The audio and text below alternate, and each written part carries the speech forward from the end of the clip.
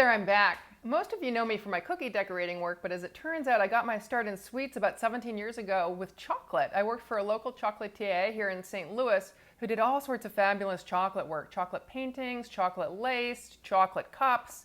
Today I'm going to share with you one of the most simple chocolate techniques that I learned from her, which is a chocolate doily. I've got an example of it here.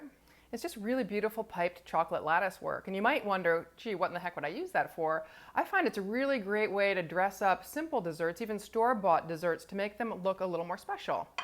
So for instance, I've taken that doily and here I've just plated it with some store-bought chocolates and some strawberries, and this makes a really elegant presentation, dessert presentation with not a lot of work. The great thing about these chocolate doilies too is that you can make them in advance. I'm going to pipe them ahead of time on parchment paper, slip them in the fridge, and once they set up I can stack them maybe 5 or 6 doilies high, and then when I'm ready to plate them up for dinner, I just slip them off the parchment paper and they're ready to go. So there's no last minute piping, no frenzy before the dinner party arrives to pull this little item together. So let me show you how I do it.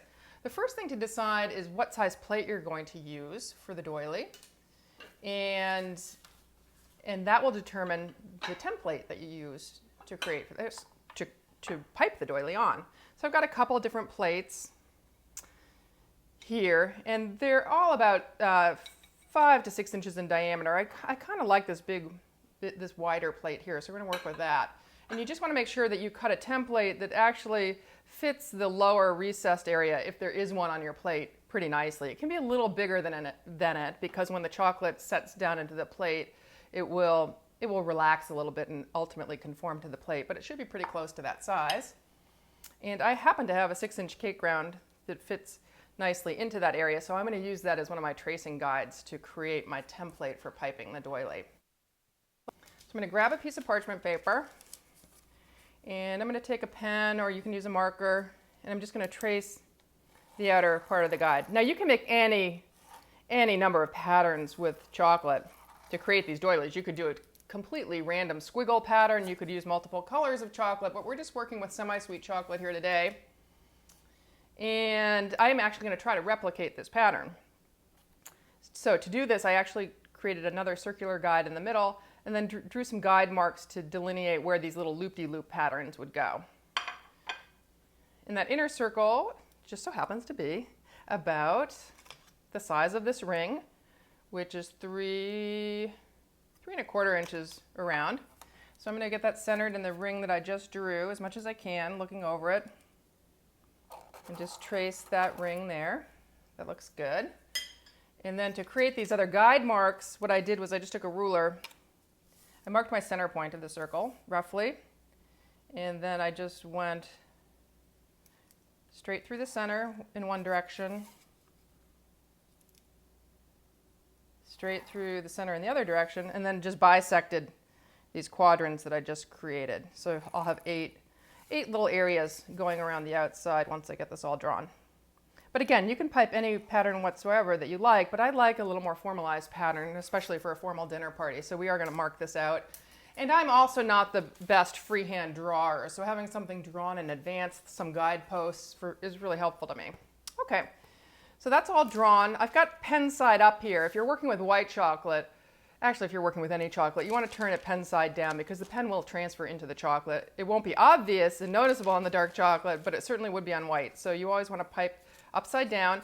And I'm piping on an 8-inch cardboard now. You can use any size cardboard as long as it fits your template. And the reason I do that is because it makes it really easy to transport this into the fridge later or move it aside, as opposed to carrying a big sheet tray around with me, a cookie sheet. So they're a little more transportable this way. I'm going to cut off this excess paper around the edge that's overhanging the cardboard because it's just kind of going to get in my way. And then I'm going to go ahead and just pipe this doily and then stick it in the fridge to set up. I'm working with just melted chocolate. It's not tempered. I don't know if you're at all familiar with that term, but tempering chocolate is a process of taking it through different temperatures so that when it sets up really crisp and shiny and sharp. And that takes some time, and it takes some technique. And it's actually not so necessary for these doilies because they're going to lay flat on a plate. They don't need to, they're going to lay flat on a plate. So if they melt sooner because they're not tempered than they would if they were tempered, it's less of an issue because they're sitting on something. So I skip a step, and in my, for my purposes, I think those doilies look beautiful as they are untempered. So this is just melted chocolate. This is cooled slightly, so it's not super hot, and I melted it over a double boiler because if you don't do that, you can scorch the chocolate and it will seize and get really lumpy. And I'm using a parchment cone.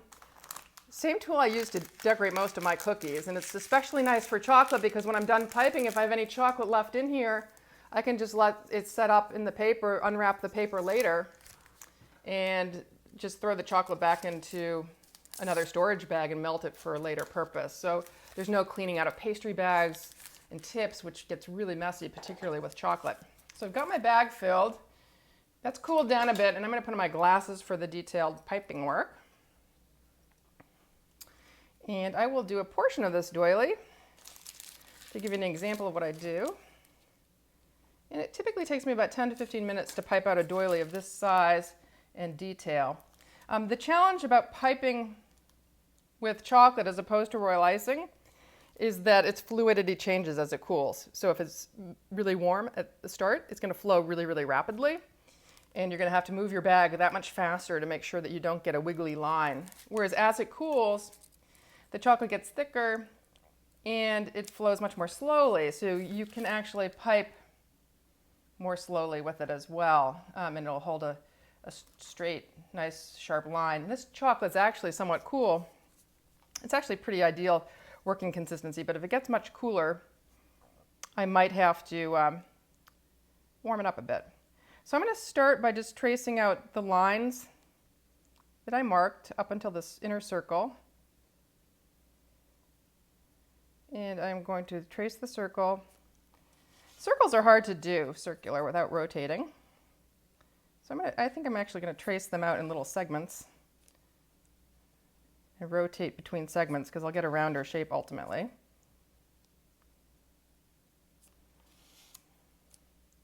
And the little starts, the blobs where I start and finish piping, they'll be somewhat concealed because I'm going to put white chocolate dots on them a bit later. So I'm going to finish these lines that radiate outward. I'm looking over at my doily to remind myself of what I did on that one, because we're going to try to replicate that as close to exactly as possible. And you'll know if your chocolate gets too thick because it will start breaking on you and you'll have to push harder to get it out of the bag. Chocolate is relatively fluid compared to royal icing too at most consistencies, so I don't have to push nearly as hard to get it out the bag. Okay, and then I'm going to do these outer areas. Just tracing the outline first, and then we'll fill in with all the grid work in the center and the swirly work to the outside. And when I pipe, I like to be as over the product as much as possible so I can see how it's going to view when it's all completed, as opposed to piping off to the side as I was doing. Okay, now I'm going to do these little scrolly patterns, and what I start by doing is a single loop upwards, and I'm going to try to fit 3 loops in one continuous motion on either side. And I'm not worrying too much about this big blob of chocolate in the center because I'm going to cover that with a little bit of white chocolate when I'm done, just to add some detail there and conceal the fact that there's somewhat of a blob there. Oops, I got 4 loops in that time, so it wasn't quite consistent. It's okay if there's a little irregularity to it.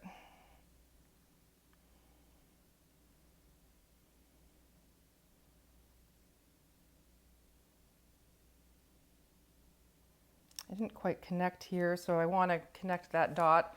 If the pieces aren't connecting, that's the other thing I should point out.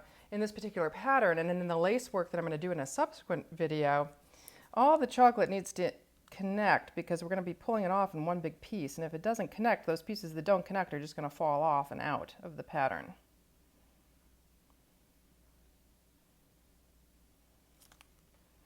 And I'm rotating always so I can see what I'm doing. I'm fitting more like 4 on either side.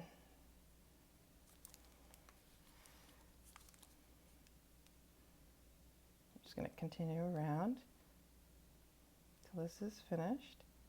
The other thing I'm trying to do is have the loops from adjacent little areas connect. So trying to connect with that loop, then with that loop. That loop won't connect, and then they have a center loop. Doesn't always work out that way, but it looks a little more symmetric if they connect on the sides as well.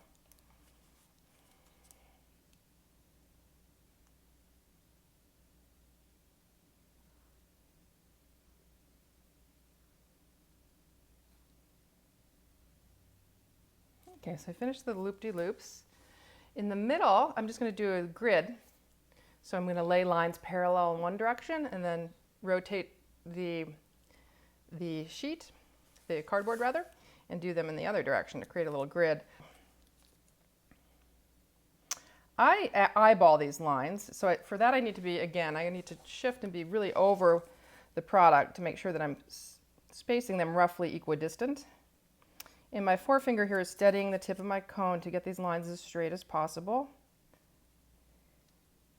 And if you've seen any of my other videos, I think you'll notice that I'm piping somewhat faster with the chocolate, and that's just again because it's flowing more quickly than the royal icing does. So I have to move faster with it or it will kind of fall back on itself and create a squiggly line rather than a straight one.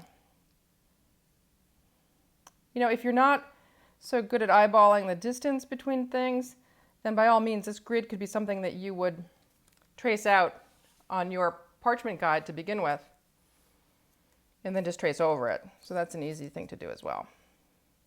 I'm going to do the lines the other direction.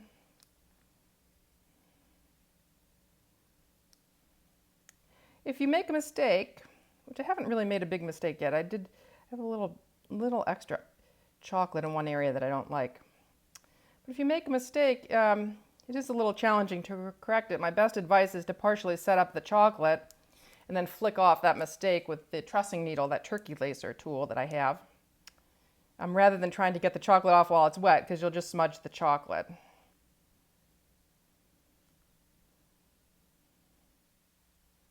Oops, so I did have a little bit of a mistake here because my line broke. So I'm going to try to fix that. I think I did a good job of that. Might have been piping just a little too fast there. Okay. Now I went ahead on this doily. I actually went ahead and kind of added some dots in each of the little crosshatches. That's nice added reinforcement. Not so necessary in a chocolate doily, but when I'm using that same pattern on a vertical piece that's going to go on a cake, I like to add a little extra reinforcement in this kind of grid structure because it's otherwise delicate and can sometimes break when I pull it off the parchment. So I'm just going to go ahead and do that. I'm just adding a little extra dot in the corner of each of these little squares. Adds a little more interest to the doily as well.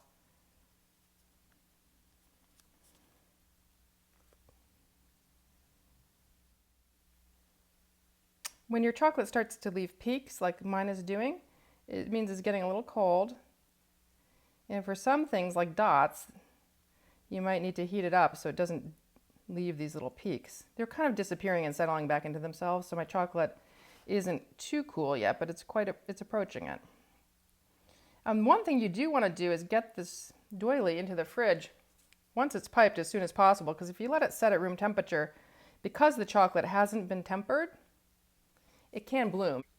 It can have this soft, kind of cloudy haze appear on it. Not that the chocolate's gone bad, it's just that there's some unstable fat or moisture that settled on the surface of the chocolate and it's solidified and created that kind of gray haze. You can prevent that though if you put this chocolate into the fridge kind of right away before it sets up.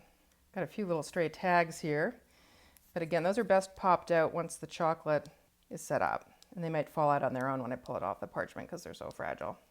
Okay, and the last thing I'm going to do is add a little zigzag border around the edge, this little element, and that's also a good reinforcing mechanism because it's very delicate around the edge of this doily right now. There's not a lot of chocolate there.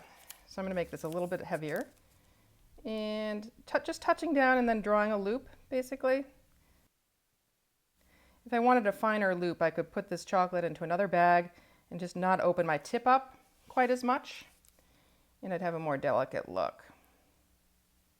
But I think we need the reinforcement here, so I'm going to go ahead and do this loopy pattern all the way around. And I'm rotating as I go, because if I don't rotate, the loops start getting, rather than being straight up and down, they start looking kind of diagonal.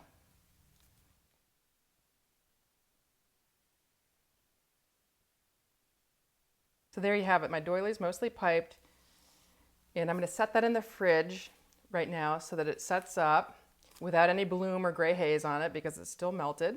And then these big blobby areas that might not look so attractive now, I'm going to come back in and put some white chocolate dots on them to dress them up a little bit.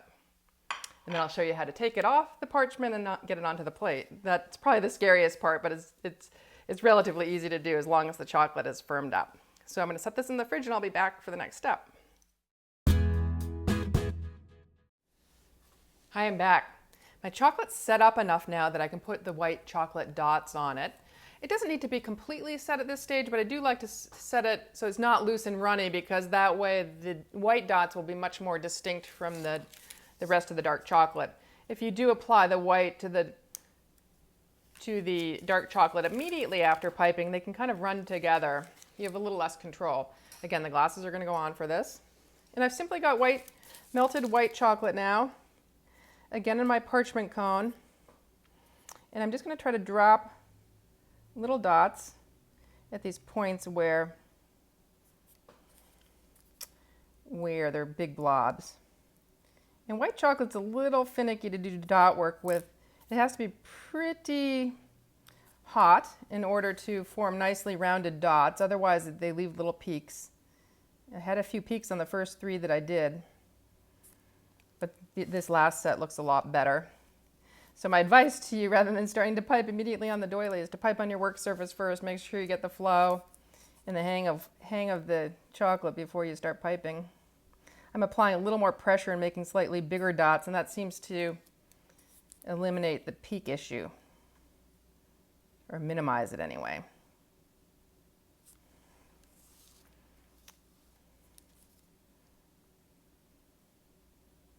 So I'm just going to go around and put white dots here. You don't need to do this, but I kind of like to. And I additionally put white dots on the doily that I showed you at the top of the video, all around the perimeter. So I'm going to do that as well. And if you make a mistake and if you find a dot that has a big peak that you don't like, so far these on the edge look pretty good. You can come back in with that little turkey lacer once it's set up and knock it off and try it again. And I might redo some here. For instance, these I don't like. They're a little bit wonky. I might come in once they're set up, lift those off and do those again. We're going to finish going around the doily. And then we'll set this back in the fridge to completely set up before we pull it off the parchment paper. And that doesn't take very long. It's a matter of minutes, actually. What you'll notice is that as it sets up, the parchment paper will begin to curl a little bit, or the doily will begin to curl up and off the parchment paper. And that's when you know it's ready to pull off. And it's okay if the chocolate curls a little bit in the fridge, because once you set it back on the plate, it will relax into the plate and conform to that plate. I pipe on parchment paper just because I have it handy. I like to use flat sheets of it for purposes of this, because if you're starting with parchment paper off the roll, just that curve in the parchment paper, in the rolled parchment paper, can be a little bit challenging to work with, to pipe on. So if you have big flat sheets of parchment paper, that's better. You can also do these on acetate. And when you peel these off the acetate, the side of the doily that's closest to the acetate will actually be a lot shinier than if you were to do this on parchment paper. And I'll show you an example of that a bit later. A couple more dots.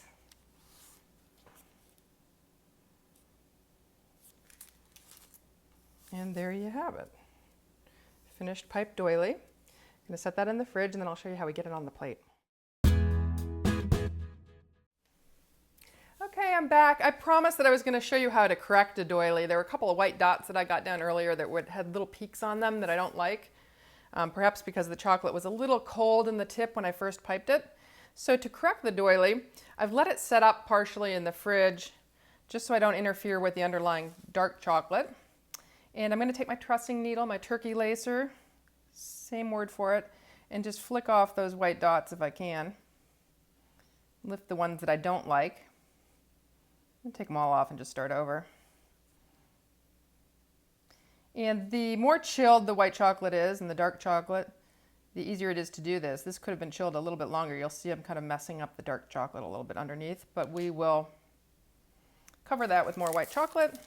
And I am going to test my chocolate this time on my work surface and just make sure the flow is as I want it before I put it right on that doily. Because the doily is cold too, while it might flow well on a room temperature surface, when it hits that cold chocolate, it's going to almost start immediately setting up. That's why you see more peaking of chocolate happen on the chocolate itself as opposed to another work surface. But that dot's better, more rounded. And I'm noticing this in looking at the dot from the side mostly. The camera angle may not pick it up. But those three look really quite nice to me. The other one I don't like is this big dot that's off center here on this one. So we're going to take that off and redo that single dot. And then I'll have a much nicer looking doily. There you go. I'm going to set this one aside in the fridge in a second, but I'm going to show you first how to actually plate these doilies once they're fully set up. I've got some that I've had in the fridge now for a little while, and I want to show you first how I typically store them. I like to store them in airtight containers because depending on the humidity level in your fridge, moisture can settle on the chocolate if the chocolate's in there for any period of time, so it's best to have them covered so you don't get any dewy kind of moisture on the chocolate. This particular doily I removed from its cardboard before putting it in here, and then I was able to stack 3 or 4 other doilies on top of it without the heavy cardboards, without breaking the one underneath. This was the very bottom of the stack. These 2 that I have on plates were on top of it earlier today. So this one's fully set up. You might notice that the parchment's a little curved, even the doily's a little curved, but that's a pretty good indicator that it's set up enough for me to actually take it off the parchment without the chocolate sticking to the parchment. And you might just want to test it a little bit around the edges to make sure it's easily coming off. If you have to struggle to pull the chocolate off, then it's not quite set up enough. So this was designed to fit this plate as well. And what I typically do, provided my hands aren't too warm, is invert it onto my hand first and then gently peel away the parchment paper. I don't pull on the chocolate, but rather I pull on the parchment paper, flip it back over, and then set it into the plate. And you'll notice that it immediately conforms to that little recess in the plate. It's ready for putting other sweets on top of it. So that was the basics of how to do a freehand lace doily. If you're at all apprehensive about piping chocolate freehand, I'm going to tease you with another doily. I'm not going to show you how to do it today, but I'm going to show you what it looks like. And this doily, though it looks complex, was actually done through a tracing technique and involved multiple colors of chocolate. So it's actually a little bit easier than the freehand doily. We'll come back to this in one of my subsequent videos, but this is a tracing technique that involves an outlining and flooding technique very similar to what you see on cookie decorating. Till then, live sweetly.